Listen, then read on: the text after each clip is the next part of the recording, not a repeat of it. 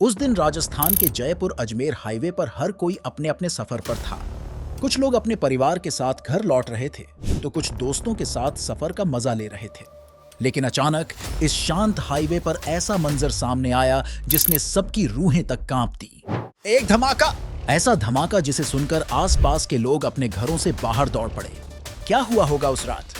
क्या था इस विस्फोट के पीछे का कारण? आइए आपको लेकर चलते हैं उस डरावनी रात की कहानी की ओर।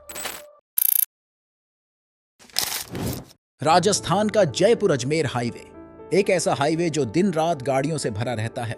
लेकिन 20 दिसंबर 2024 की उस काली रात यह हाईवे एक डरावने सपने में बदल गया।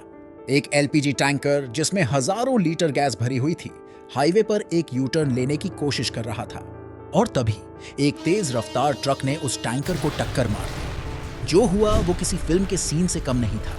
टक्कर लगते ही एक भयानक धमाका हुआ, ऐसा धमाका जिसे कई किलोमीटर दूर तक सुना गया। वो धमाका इतना तेज था कि आसमान में आग की लपटें उठने लगी। लोग अपने घरों से बाहर निकलकर ये सोच रहे थे कि शायद कोई बम फट गया है, लेकिन नहीं, ये एक हादसा था। ऐसा हादसा जिसने कई जिंदगियों को पल भर में छीन लिया। धमाके के बाद चारों ओर सिर्फ आग ही आग थी। टैंकर में भरी एलपीजी गैस ने आग को ऐसा भड़काया कि आसपास खड़ी गाड़ियां, मोटरसाइकिलें और यहां तक कि पास की दुकानें भी लपटों में घिर गईं।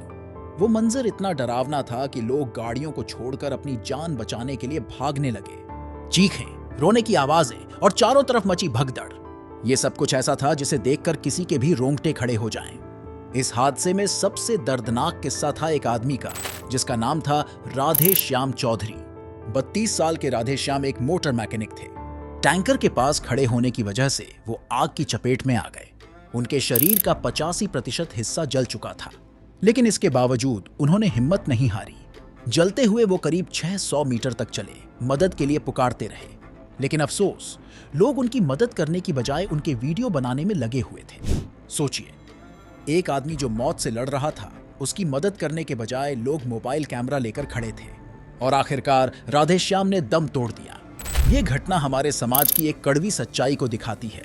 आग इतनी भयानक थी कि उसे काबू करने में फायर ब्रिगेड को कई घंटे लग गए। दमकल की गाड़ियां और राहत दल मौके पर पहुंचे, लेकिन तब तक बहुत देर हो चुकी थी। कम से कम 14 लोगों की मौके पर ही मौत हो गई और 30 से ज्यादा लोग गंभीर रूप से घायल हो गए। इन घायलों में से कई की हालत इतनी खराब थी कि डॉक्टर्स को तुरंत सर्जरी करनी पड़ी। अब सवाल ये उठता है कि यह हादसा हुआ कैसे? क्या यह महज एक एक्सीडेंट था या फिर इसमें किसी की लापरवाही शामिल थी? शुरुआती जांच में यह बात सामने आई कि एलपीजी टैंकर का ड्राइवर हाईवे पर यू टर्न लेने की कोशिश कर रहा था, जो कि पूरी तरह से नियमों के खिलाफ है। हाईवे जैसे व्यस्त रास्तों पर इस तरह का यू टर्न लेना किसी भी सूरत में सुरक्षित नहीं है।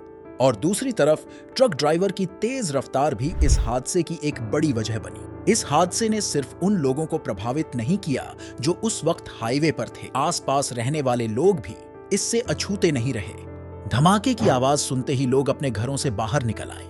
कई लोग घायलों की मदद के लिए दौड़े, लेकिन कई ऐसे भी थे जो सिर्फ तमाशा देखने या वीडियो बनाने में लगे रहे। इस भयानक हादसे के बाद सरकार और प्रशासन ने तुरंत कार्रवाई की। मरने वालों के परिवारों को 5 लाख रुपए का मुआवजा और घायलों के इलाज का पूरा खर्च सरकार ने उठाने का ऐलान किया। इसके साथ ही हाईवे पर सुरक्षा नियमों को और सख्त बनाने की बात भी कही गई। ये कहानी सिर्फ एक हादसे की नहीं है, ये एक सबक है। एक सबक जो हमें ये सिखाता है कि सड़क पर नियमों का पालन कितना जरूरी है।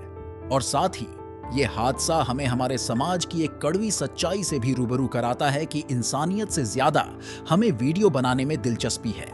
क्या हम इन हादसों से कुछ सीख पाएंगे या फिर इसी तरह सड़कें हमारे अपनों की जान लेती रहेंगी?